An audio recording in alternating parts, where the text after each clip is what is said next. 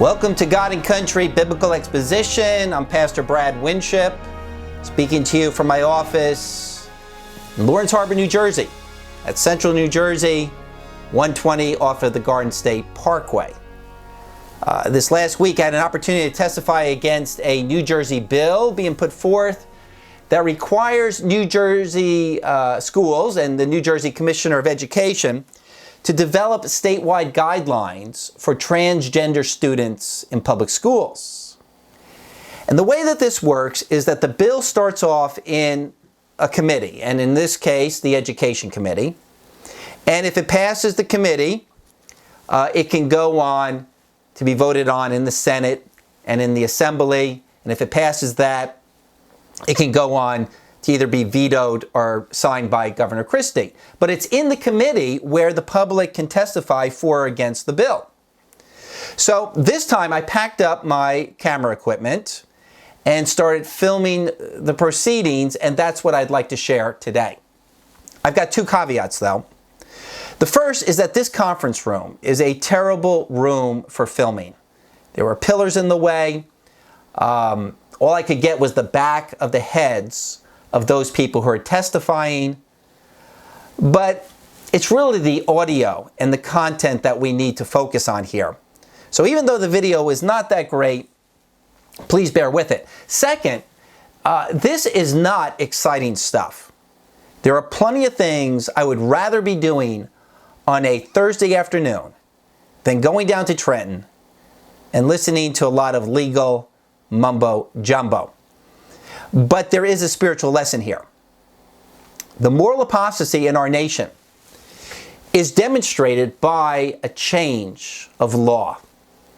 As in Daniel chapter 7, verse 25, the Antichrist, the spirit of the Antichrist, will intend to make alterations in times and in laws.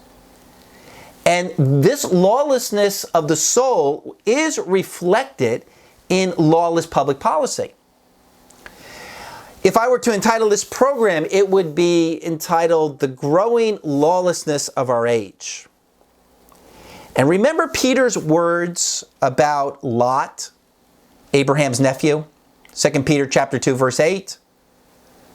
For by what he, Lot, saw and heard, that righteous man, having lived among them, the inhabitants of Sodom, felt his righteous soul tormented day after day by their lawless deeds. And in the same way, what we see happening in our culture and what we hear in the news grieves our soul. But the sin in the culture is described in 2 Peter 2:8 as lawlessness, the throwing off of God's moral law. And in Lot's case, and in the case of this bill, the throwing off of God's moral law concerning gender and marriage. As I've said before, this is one of man's final rebellions. People have rebelled against God over many things for centuries. But for the most part, people have accepted their biological gender. But now in the last days, even that is being overthrown. And this is the lawlessness that was prophesied. Jesus said about the last days in Matthew 24:12, lawlessness will increase. And the Antichrist is called the man of lawlessness in 2 Thessalonians chapter 2, verse 8. Then that lawless one will be revealed. And the intent of Satan is to overthrow God's law and to become autonomous from God and to bring the world with him. This is the great rebellion of man against his creator. And notice that in the end, it's the lawlessness of man that is going to be condemned. Such as Matthew 7:23. Then I will declare to them, I never knew you. Depart from me, ye who work lawlessness. And also Matthew 13:41. The Son of Man will send forth his angels, and they will gather out of his kingdom all stumbling blocks and those who commit lawlessness. So as we're going over this bill, keep this theme of lawlessness in mind. Now this bill, S 3067, requires the New Jersey Commissioner of Education to develop guidelines for school districts regarding transgender students. But then the bill goes on to actually mandate those standards, making these standards statutory law in the state of New Jersey. Now keep this in mind because the sponsor of this bill, Teresa Ruiz, in the hearing claimed that this bill is not doing any of the things that we point out. She is saying that it's simply directing the Commissioner of Education to make some standards. But the standards are actually laid out in the bill, making it statutory law. Either she doesn't understand the ramifications of her own bill, or she was equivocating. So here's the wording of the bill. The guidelines developed by the Commissioner shall include maintaining a safe and supportive learning environment that is free from discrimination and harassment for transgender students, including students going through gender transition. Now notice this phrase, free from discrimination. Now we all understand the error of unjust discrimination. But the word discrimination actually means the recognition and understanding of differences between one thing and another. Non-gender discrimination is now defined as breaking up male and female distinctions. That's how it's being defined. And the underlying moral assumption in this bill is that transgenderism is healthy and that it's normative. And my contention is that this bill is mandating a morality that has not even been codified into law.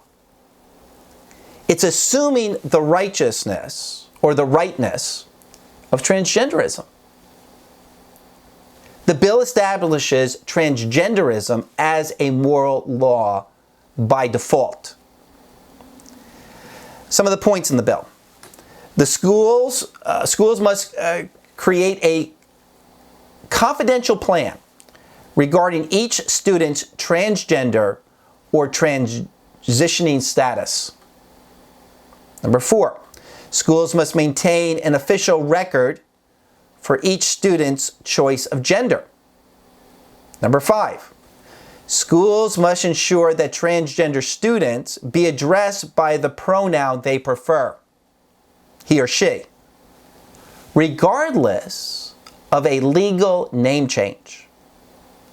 Number 6, transgender students must be permitted to dress in accordance with their gender choice. Now notice that this is the choice of the students.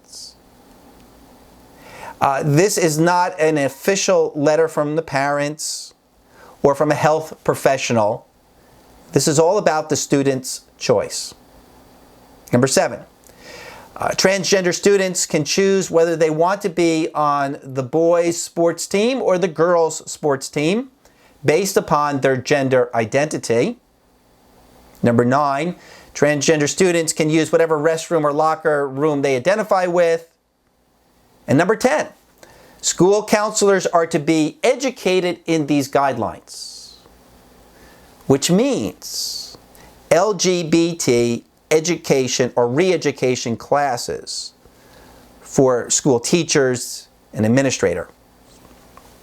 Now later, the bill goes on to state that this means providing professional development opportunities, meaning classes, to teachers, administrators, guidance counselors, bus drivers, coaches, and other school staff. So this is taxpayer-supported evangelism of LGBT morality. Number 11, permitting and supporting student LGBT clubs coming to a local school near you. So all these guidelines are to be mandated by the Commissioner of Education. So what's the new ethic here? What is the foundation of this bill? That gender is fluid and that gender is now a choice. Now, I want to cut to the video of my testimony before the committee. I was the first to speak against this bill. If you've ever testified on a bill, you'll know how difficult it is. You only have a couple of minutes, and every point cannot be covered. So I left it to my friends to cover many of the details. The point I wanted to make is that this bill is mandating a new morality. It's mandating that everyone accept the premise that gender is a choice and that there is this new valid classification of students called transgenders.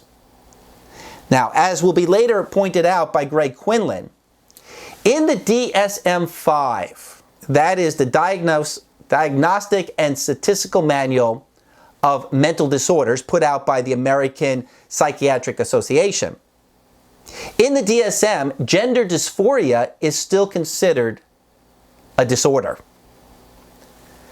Now, not that the DSM is an ultimate authority, but it shows that there are still many professionals in our culture who do not think that transgenderism is normative, that there are not 56 different varieties of gender, and that gender is not fluid.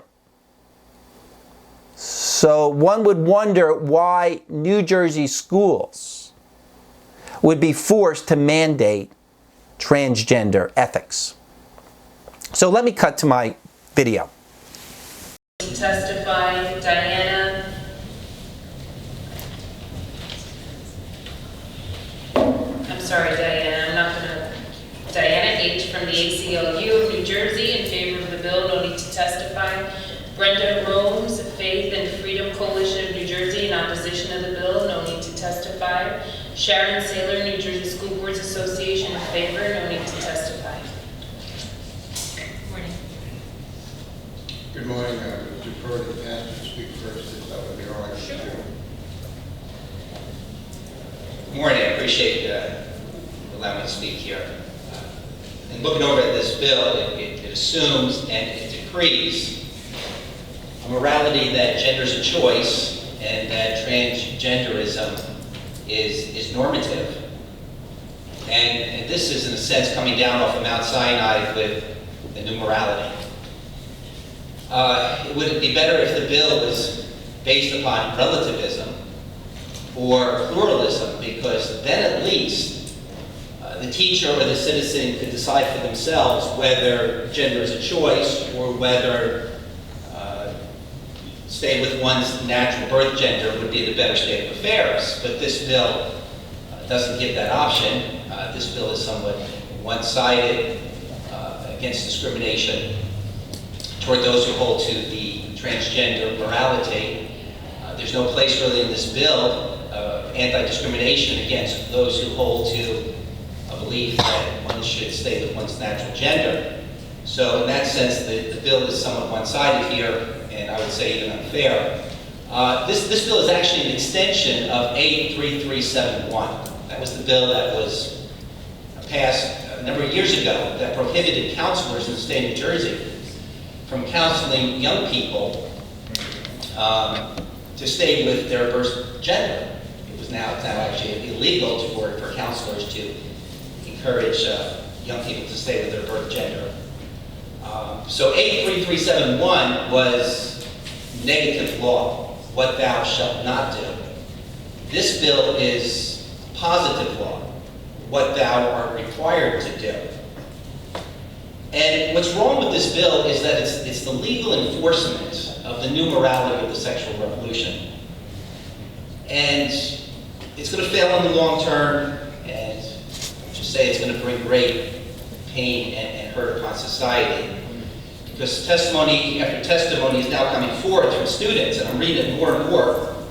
Students who are told by counselors that gender was fluid, and hence they mutilated their bodies through surgery and through drugs, and now they're regretting it, and they are suing therapists, they're suing schools, they're suing doctors. All because one set of morality is being pitted against another set of morality, and legislators thought it would be a good idea to mandate a new morality and to go along with this fad. Okay, I'm just going to ask you, the bill calls to have the Commissioner of Education develop guidelines, and I think some of your comments are rearing off what the bill is requesting. And as a sponsor of the bill, I'm not sure what assembly bill you're referring to, but this absolutely has no tie to a statute that was authorizing counselors to speak on behalf of whatever it was that you mentioned. So if you can keep your remarks to the intent of the bill, and then I will ask John to make his remarks. Sure. What I want you to notice is how Senator Ruiz interrupted me, claiming that what I was saying had nothing to do with the bill. And she goes on to do the same thing to John Tomicki with the League of American Families. And this happens to us many times down in Trenton. As soon as one begins to discuss moral ethics behind a bill, our opponents claim that we're not dealing with the bill. Either this is a way of deliberately shutting down what they don't want to hear, or they are so blind to moral values that they have no idea what we're talking about.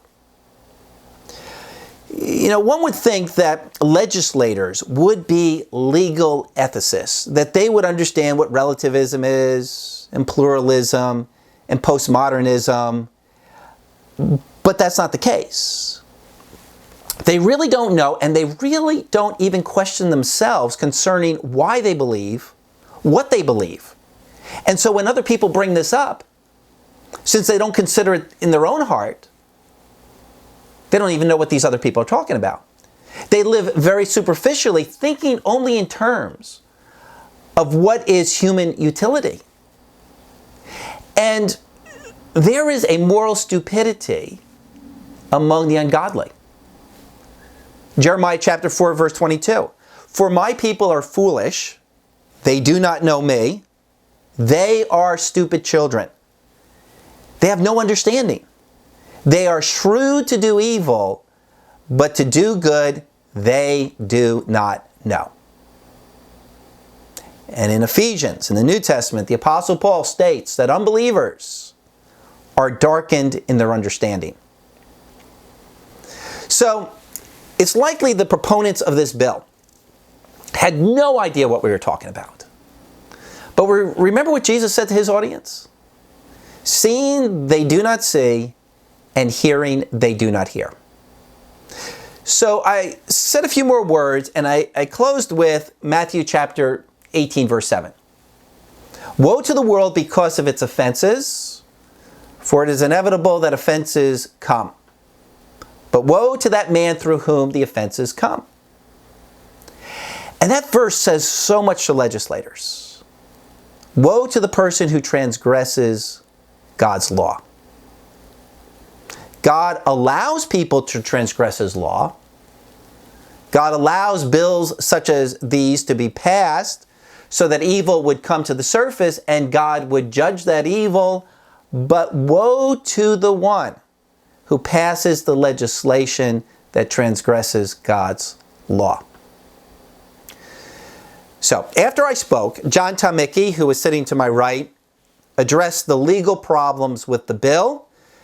Being a lawyer, that's his forte. But because the audio of his testimony didn't come through very well, I'm going to have to skip his testimony. But then a woman in favor of the bill, who has an 8-year-old son that she and her husband are transitioning into a girl, she spoke up in defense of the bill. She is the wife of a Lutheran pastor.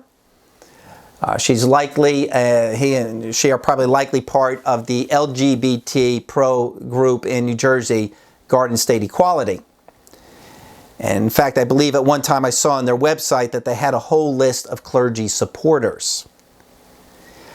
I actually expected more LGBT advocates to show up advocating for the bill, but probably they knew they had the votes, so there was no need to rally support. Now, as you listen to this video, see if you can pick up what is this woman's foundation for deciding right and wrong.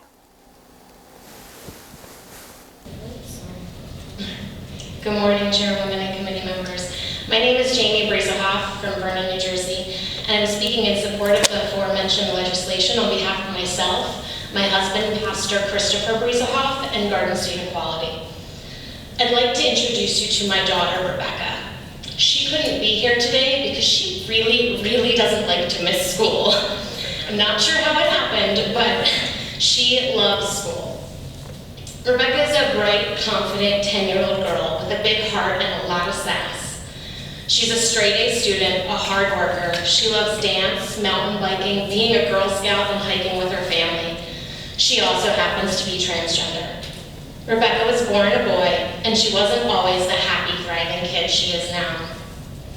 She started out as a little boy whose favorite color was pink and who gravitated to all things typically girly. At 3 years old, she played a bird in this preschool play. She wanted to be a pink bird. We thought tropical and went with it. We went all out, made her a fuchsia bird costume, dyed her hair pink. She was thrilled. You should have seen my husband and I's faces as we sat in the pews of the church where the preschool play was, when we realized that when they said bird, they meant seagull. And all the other boys and kids in their gray and white stood next to her, our bright pink little boy at the time. But really, that fit her perfectly.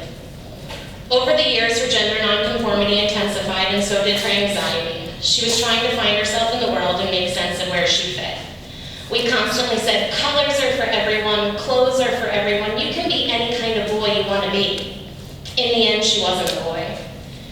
The anxiety hit a peak and brought its friend depression along for the ride.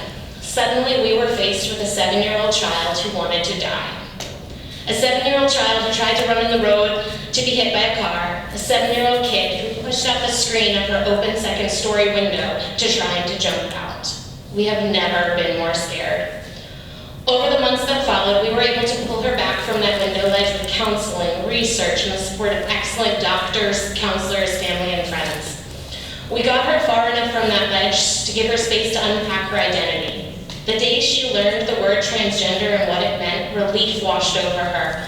Oh, maybe that's what I am. After more time in counseling and with help with medical practitioners, in April 2015, she socially transitioned. At 8 years old, that meant we just changed her name and pronouns so she could begin living as herself out in the world. Her joy and confidence filled the air the first time she entered the world as herself. And the difference in her is clear to everyone. My husband's a Lutheran pastor, and church members have told us, she used to hide behind you. When we said good morning, she'd shy away and not look at us. Now she runs up, twirls in her dress, and says, hello. What more is there to know? It's not to say it's all sunshine and rainbows. We know, and Rebecca knows, that the world can be a scary place for people like her. She knows not every kid has the support she has. She knows not every kid makes it back from that window ledge the way she did.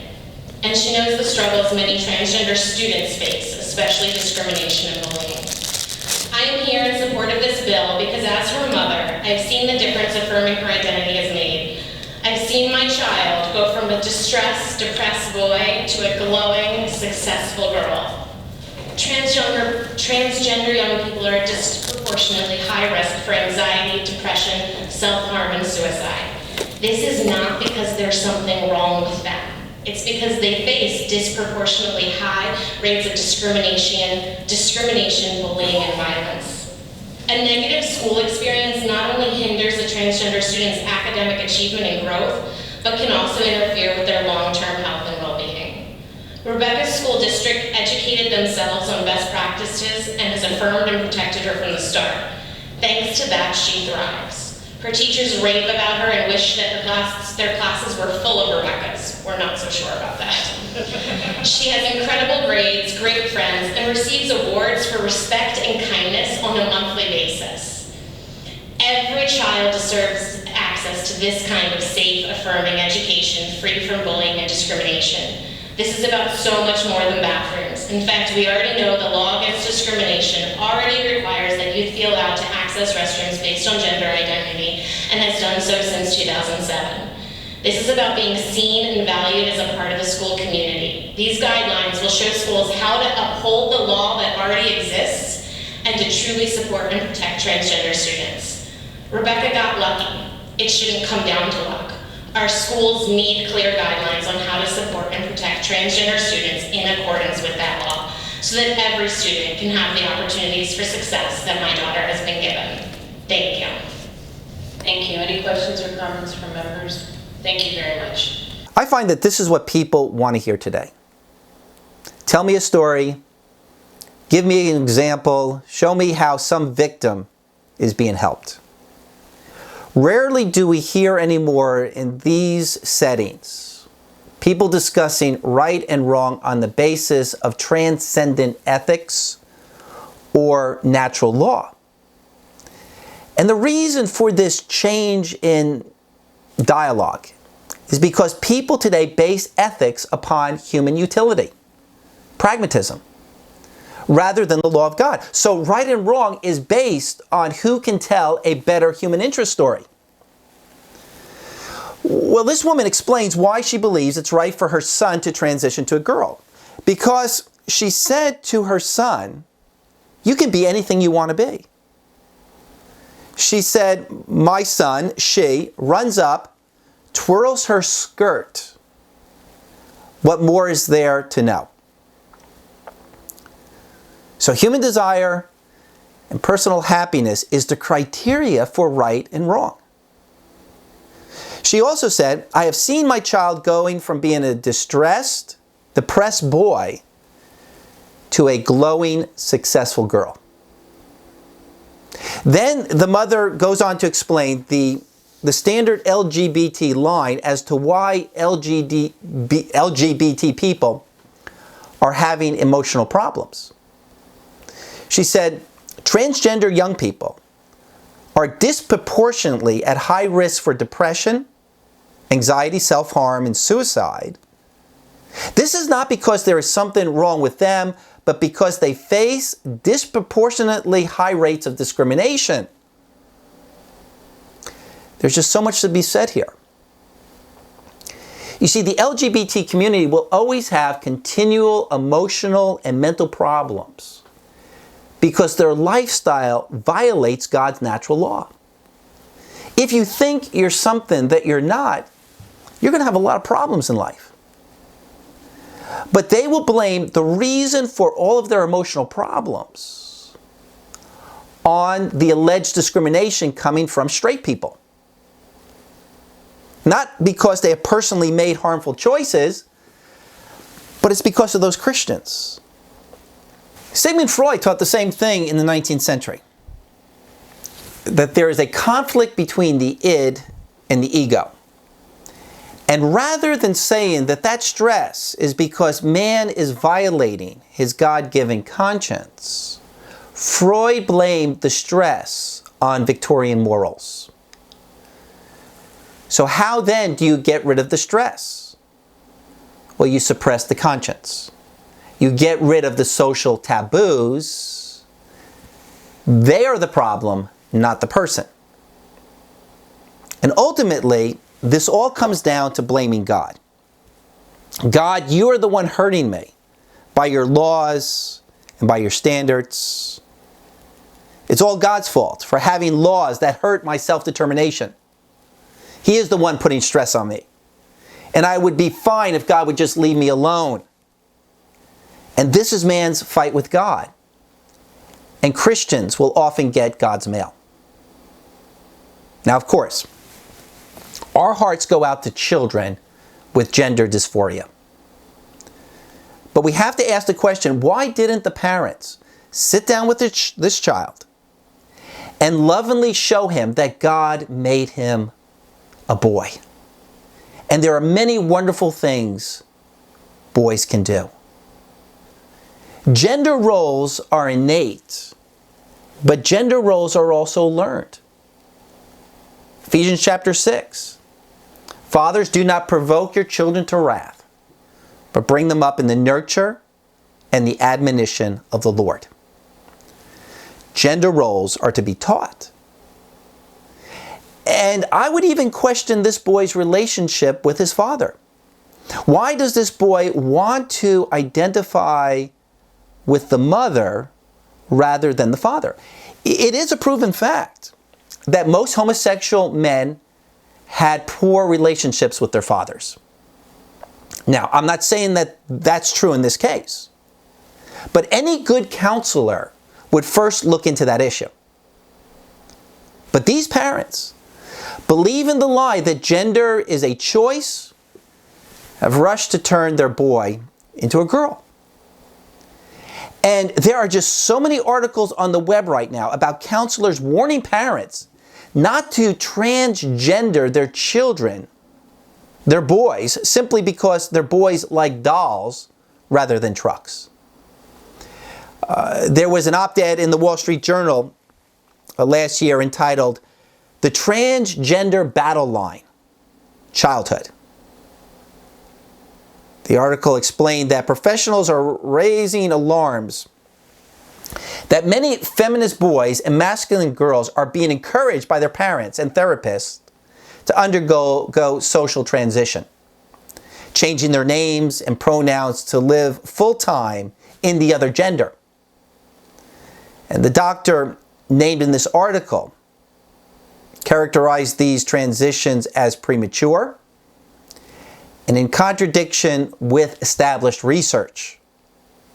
And she cited a number of studies showing that most children who are gender non-conforming do not grow up to be transgender adults. And the number is way over 90%. So even mainstream counselors would not counsel this family to transition their child at age 8. Let me share with you a personal story. I believe I was in the 4th grade, and my older sister thought it would be a great idea to dress me up like a little girl for Halloween. And so I put on nylons and a dress and a wig and go-go boots and went out for Halloween. And then I took that costume and I went to my home church costume party for children in Hackensack, New Jersey. And that night at the party, I didn't say a word. And the youth group leaders thought that I was a little girl visiting the youth group for the first time. They were really shocked when I told them at the end that, no, this is little Bradford. And I would have actually won the prize for the best costume that night, but they had already given it to a kid who actually had a normal costume. But imagine if I was raised in this generation with liberal parents. In their minds, what I did would be the start of transitioning into a little girl. Ooh, he's wearing girls' clothing. But what I needed as an 8-year-old boy was a world that says following your birth gender is normal. Normal is not choosing whatever gender you want to be. And who knows where transgender encouragement could have led me as an 8-year-old child. It could have really messed up my life. But here you have parents, a clergyman no less, that believe what is true and right is whatever makes a child happy or fulfilled. Whatever allows them autonomy. And that is, to be quite blunt, the doctrine of hell. They have no clue the evil and the trauma that they are bringing upon their child. Such were the parents of Sodom and Gomorrah. Proverbs 14:12. There is a way which seems right to a man, but its end is the way of death. Matthew 7:21. Not everyone who says to me, Lord, Lord, will enter the kingdom of heaven, but he who does the will of my Father who is in heaven will enter. Many will say to me on that day, Lord, Lord, didn't we prophesy in your name? And in your name cast out demons, and in your name perform many miracles? Then I will declare to them, I never knew you. Depart from me, ye who work lawlessness. The characteristic of these religious people who will be cast out at the judgment is that for all of their religious talk, they disregarded the moral law of God. They did not conform themselves to the standard of God, a standard that is outside of themselves, but rather they felt that what is right is what felt good to them. Then Greg Quinlan testified against the bill. Greg is a Christian, a former homosexual. He speaks quite often down in Trenton against the LGBT agenda. He's recently started a new organization in New Jersey called the Center for Garden State Families. And Greg goes through the bill and takes it apart piece by piece. There being none, I'm going to ask Reverend Gregory Quinlan in opposition.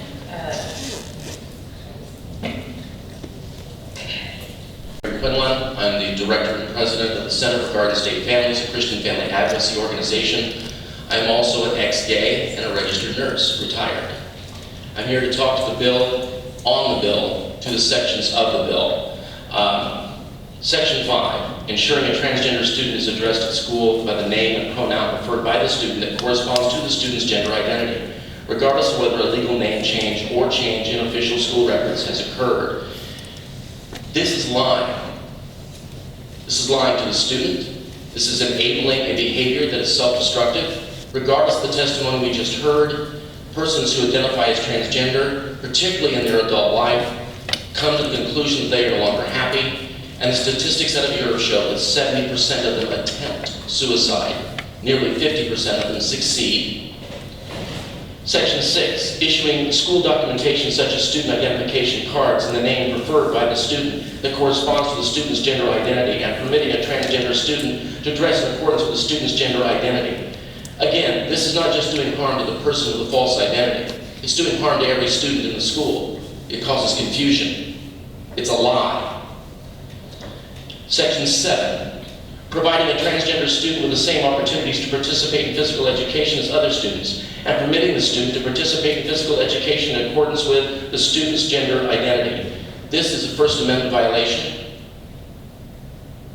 Male students who remain XY, regardless of what they choose to identify themselves, are now causing court cases all over the country because they are excelling in women's sports, female sports, because they choose to identify as a female when they are actually male. Section 8, permitting a transgender student to participate in gender-segregated school activities in accordance with the student's gender identity. Promoting the lie further, we now take away all gender-segregated activities. Section 9, use of restrooms and locker rooms, including not requiring a gender student to use a restroom or locker room that conflicts with the student's gender identity, and providing reasonable alternative arrangements if needed to ensure a student's safety and comfort. Again, this is not safety. This is hazardous, this is dangerous, and again, it's a lie. This bill compromises the safety of all students and all educators everywhere. You suggested that this bill is only for the commissioner to devise guidelines. This bill mandates what the commissioner will do. This bill should not be voted for. But I do want to thank you because this gives us an opportunity to seek legal remedies should this bill pass and the commissioner comes down with these hateful, false First Amendment violations on gender identity, putting at risk every student, every parent, every family in this state. Thank you. Any questions or comments from members? Senator Doherty. Yes, Mr. Quinlan. Did you state that one of the sections was going to do away with perhaps activities involving boys exclusively or activities involving girls? Section 8, yes sir. Section 8, permitting a transgender student to participate in gender-segregated school activities in accordance with the student's gender identity. So we have a male student identifying as a female, participating in female activities simply by means of what they choose to identify as. This gender identity confusion is a mental illness. It is a mental illness. Do you think there's anything in the bill that would do away with, say, having a girls' basketball team exclusively, or a boys' basketball team exclusively? Could get to the point where you can't do that anymore at a local school? That's an excellent question. What will happen is that when there's the boy that wants to play on the girls' basketball team because he decides he's going to identify as a girl, you've wiped that out. It's no longer true. It's based on identity, not on your actual sex. It's not based on your biology. It's not based on your chromosomal makeup. It is based solely upon identity. What you choose to be, not who you are and what you are. Thank you. Any further questions or comments? Thank you. Senator Doherty, as sponsor of the bill, the bill speaks to not any of the questions. It will not do away with any gender-separated sports. It will not do away with the girls' basketball team. It will not do away with the boys' basketball team, just for clarification. I really appreciate Greg's enthusiasm. Some may question his rhetoric, continually saying that the bill is a lie, but this is what politicians really need to hear. They're so insulated in their own worldview, and they need to hear that their views are not universally accepted. Notice also Senator Michael Doherty from the Warren County area, the only Republican sitting on the committee, came to the aid of Greg, asking Greg to explain further how this bill would end gender-specific sports, which in effect it will. The chairwoman objected to this conclusion, but the fact is that the bill still mandates that students can self-identify their gender and play on whatever team they want. And this, in effect, is the end of girl and boy sports as we know them. And this chairwoman was completely oblivious to the problems that this is going to create. You probably all heard about the case in Texas where this girl is transitioning into being a boy, but she's still wrestling on the girls' wrestling team, and she wins the state championship because she's taking testosterone. And that's just unfair. It's unfair to all the other girls on these teams. But it doesn't matter to these people because what matters is creating this illusion that gender is a choice. Then, at one point, Len Dio with the New Jersey Family Policy Council, he gives 5 concise points explaining why this bill is unconstitutional. And Len did a great job summing up the issue, so I want to look at that video. So we're just getting the slips now. Len Dio? Okay, Dio or Deo? Either way. Okay, New Jersey Family Policy Council in opposition. If you have written testimony, I'll ask you just to keep your remarks. Oh, you know.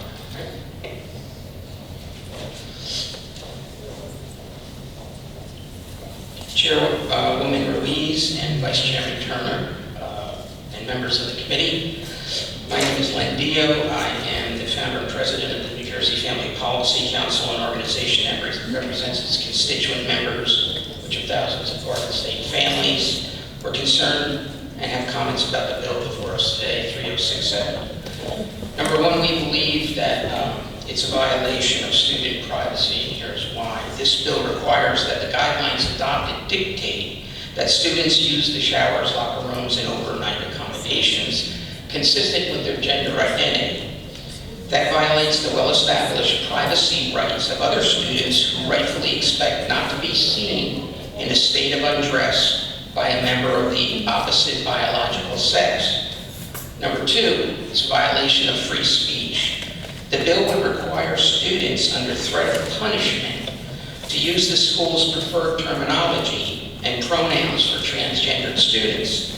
The U.S. Supreme Court has consistently held that students do not shed their constitutional rights at the schoolhouse door and cannot be compelled to communicate messages dictated by school officials. Number three, it's a violation of parental rights. The bill could result in schools being told to withhold important information from parents and guardians about their child. Parents have the right to know if their child is struggling with gender identity. In fact, who better to help a child address these questions than their parents? And once again, the U.S. Supreme Court holds that the right of parents to direct the upbringing of their children is a fundamental right of the highest order. And the fourth thing is potential liability from the school district. Some claim that gender identity is on a spectrum, with some people identifying as neither male nor female, but as non-binary or agendered. So if a student asserts that he or she is non-binary, must the school construct non-binary showers, locker rooms, and restrooms for those students? Must the school establish a non-binary basketball team for the student to play on? And since students may only be searched by a person of the same gender, see, for example, Egg Harbor Township Policy 5770, must schools hire a non-binary employee to be available to conduct searches of non-binary students. By opening itself to the gender identity spectrum, a school opens itself to potential lawsuits and liability from students on the spectrum who demand opportunities and treatment consistent with their non-binary or other identity. Finally, we believe that the bill should be amended, Senator Ruiz, that once it goes to the Department of Education, there would be a mandate in the bill that public hearings would be held to give parents and students the right to speak to the Department of Education about this bill. Right now, the bill does not have anything in it with regards to that issue. So in light of that, we would respectfully submit that you vote no, and I thank you for your time and consideration. Thank you very much. Any questions or comments from members? Now, during the hearing, Senator Doherty tries to offer an amendment to the bill requiring the New Jersey Commissioner of Education to hold hearings to let the public say something about this bill. And I want you to watch the response of the chairwoman. So I'm going to ask for a mover. Senator Doherty? I wanted to offer an amendment to the bill. We're going to have the Department of Education developing these statewide guidelines, and I think it would be important to get input from local communities throughout the state. So I'd like to offer a motion to amend the bill that before the guidelines are implemented and the program is implemented, that the Commissioner of Education hold hearings throughout the state to get input from local communities. I make that motion.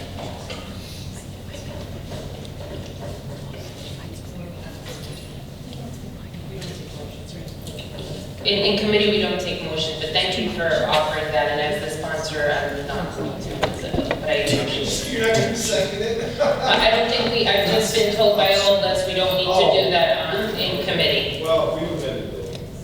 We have amended bills when the sponsor wants to amend the bill. Okay.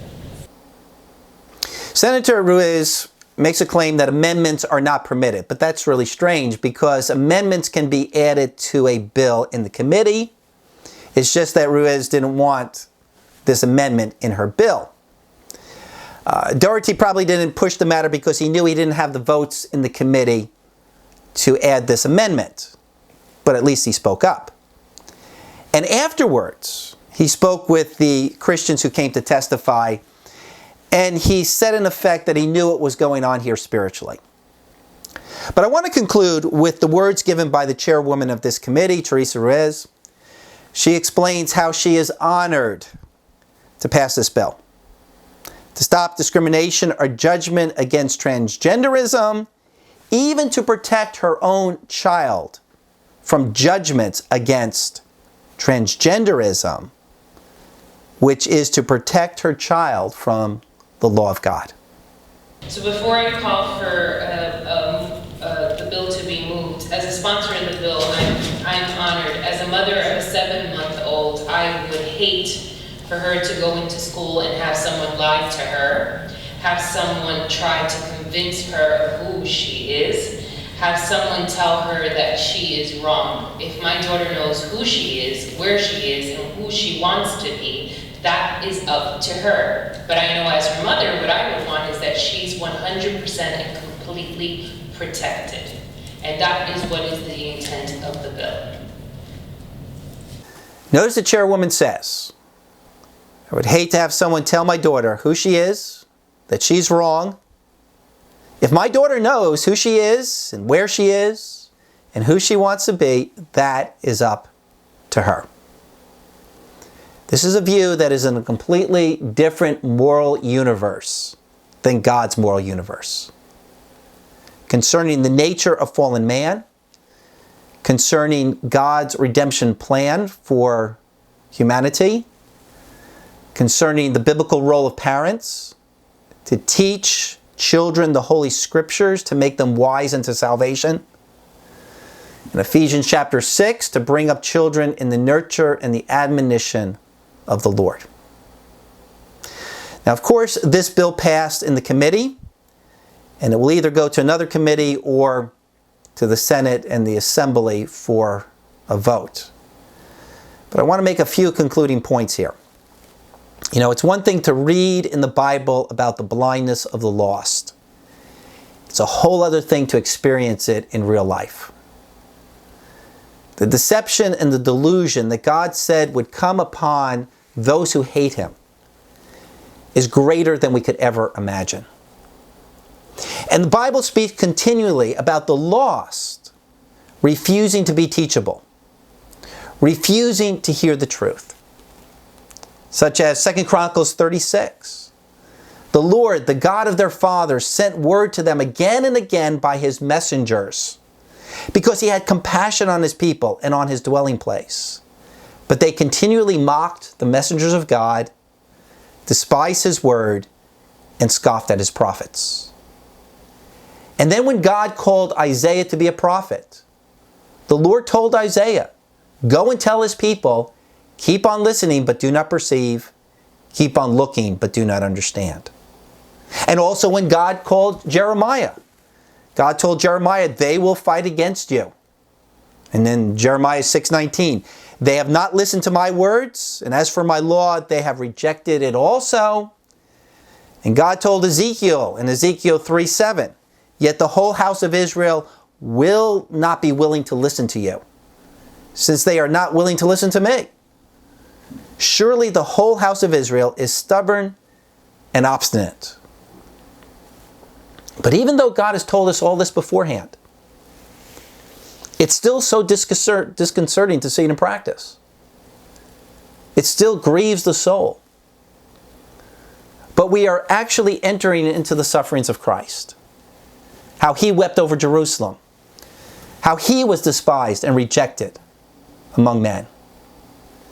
And so we're in good company when men hate us and ostracize us and insult us and scorn our names as evil for the sake of the Son of Man. Luke chapter 6. But then that text goes on to say, be glad in that day and leap for joy. For behold, your reward is great in heaven. For in the same way their fathers used to treat the prophets. Well, leaping for joy was not my first reaction. But Christians in these days need to discipline their minds to focus on the decrees of God and the promises of God, and not be discouraged by the intimidations, by the brief and the temporal rebellion of this world. Because God's truth will prevail, and we will be vindicated. I always come away from hearings like this thinking of Isaiah 54:57. No weapon that is formed against you will prosper, and every tongue that accuses you in judgment will be condemned. This is the heritage of the servants of the Lord, and their vindication is from me, declares the Lord. So that's a word of encouragement for the Christian. But if you don't know the Lord, this whole video illustrates the submission that is necessary for your own personal salvation before God. The rebellion against God has to be confessed and forsaked. This is the anti-gospel, the fake good news that needs to be repudiated. One writer put it this way, and I love his description. I found this online. He again calls what's happening in our world the anti-gospel, the false good news. And he writes this about the anti-gospel. It seeks to elevate the individual's will for pleasure or power over the will of God. This was rejected by Christ when tempted in the wilderness.